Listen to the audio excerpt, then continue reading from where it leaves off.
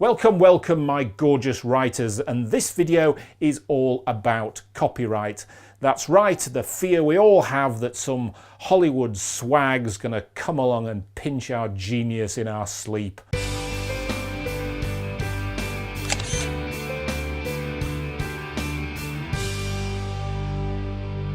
Depending on where you're based, you'd be advised to do a little bit of Googling about the legalities of copyright in your own country and use this video as a bit of a general backdrop and also to give you some general tips and tricks about how to protect yourself. Firstly, you don't have copyright on ideas, only finished work. This is important because it's not uncommon for somebody to see a movie poster and think, oh, that was my idea, when in reality the film itself had a very different story and also very different characters. You have copyright by default on anything that is your original work, and this is called the first owner of copyright. However, this is not the same for fan fiction or commissioned works. If you're paid to create a story, then it's likely that your employer will retain all the rights. This is particularly important if you intend to create ongoing content from the characters that you've created. You don't need permission to write based on somebody else's work. However, if it's your intention to do something commercially with that project, then you will need to retain all rights first. That's assuming that the characters or story that you're basing your idea on is actually still within copyright. Basing your story on works within the public domain is perfectly acceptable. For example, like Shakespeare. However, make sure your story is actually based on the original source material and not a retelling or dramatising of that story.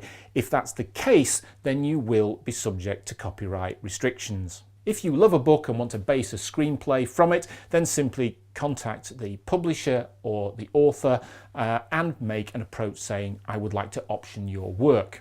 It's highly unlikely that you will get to option a bestseller. However, lesser known works are easily accessible and actually quite affordable. Optioning is actually a bit more complicated than that, so I've stuck a few links below to help you out with some of the basics. It's a common fear for most writers, especially young and new writers, that somebody in the industry is going to pinch your idea and make £1 million out of it. However, it's arguably even worse for the industry.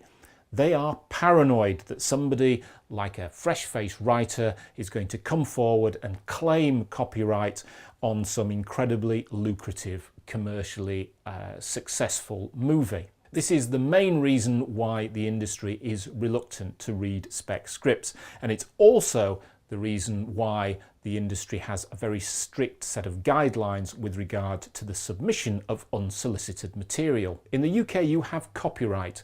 Whether or not you stick that little symbol on your work, you by default actually have the copyright. However, you are responsible for defending yourself against any copyright theft, which means legal proceedings, and that's going to mean great expense. So, let's just run through a few things that will make life a little bit easier. So how do you protect yourself? Well, it might seem a little bit obvious, but the best thing to do is be as original as you can be. The first thought that you want to invoke in a reader's mind is actually not, wow, what a fantastic script. It's, wow, what a fantastic writer. Inherent in that is protecting you against that project. It makes you stand out instead of all of the other writers who've also got brilliant ideas. That comes on to the next point. Keep your brilliant idea a secret until it's a brilliant script. Make sure your name and contact details are clearly displayed on the script. If it's a PDF, which it most likely is these days, then make sure the author details are embedded in the document. Always gauge interest through an industry one-sheet or single-page outline. I've covered this in more detail in another video. I'll stick the link up here. But this is a great way to put the essence of the story without giving away the whole of all of the twists and turns along the way. Remember that once your script is out there, you have no chance of getting it back, and there is no way you'll ever know where it's gone to. So you need to be very, very selective about where you send it and who to. Keep a record of all correspondence, and that's not just which story you sent out, but it's also which revision, who you sent it to, when, and also why. It's often called a poor man's copyright, and what you do is stick your manuscript or script into an envelope and post it back to yourself. To make it more evidence friendly or evidence strong, then make sure you do it recorded delivery. You also might want to have a witness signature inside as well, just to doubly confirm that they have seen the documents that you have included. You can also put some development notes in there, and also if you've sent it to anybody, put a copy of that in as well. The idea being that you have a dated, ironclad record of when you came up with your story and of what the story was, and even the draft version. If you're intending to discuss your screenplay with others, especially if you're looking at taking advice with regards to any technical content, you might want to consider a non-disclosure agreement or NDA. This gives you some protection that both parties are making sure that the conversation is guarded and that the contents of the material discussed does not go outside of those who have signed the NDA. You can also register your work through the United States Copyright Office or various writing guild agencies. Costs vary between $10 and $50. It's also pretty easy to do. That will give you a registration number that you can quote on the front of your screenplay.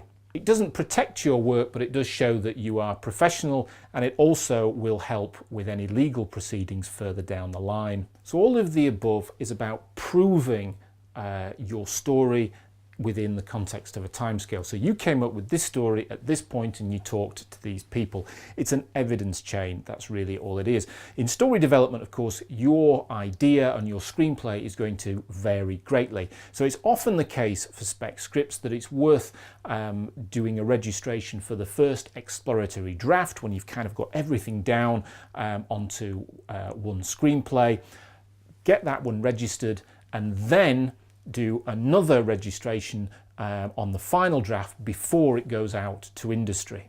Don't overstate copyright on your submission. The last thing you want is to invoke any kind of fear in the reader that there will be implications or ramifications to them reading your work. If you have any specific legal or contractual questions, then you'd be advised to contact one of the membership organisations first.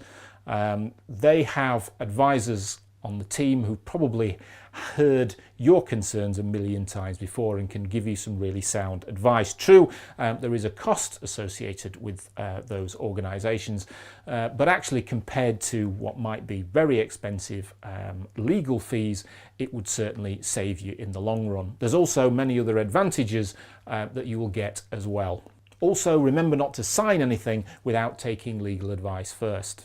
Always be smart about who you send your work to. However, don't let the fear of theft put you off from submitting your masterpiece out into the industry. Thanks for watching, and please show your support for this channel by taking the time to like and subscribe. It really is top notch, much appreciated. Thank you. In fact, it's a bit like having my feet rubbed by a playful panda. Grrr. See you next time. Happy writing.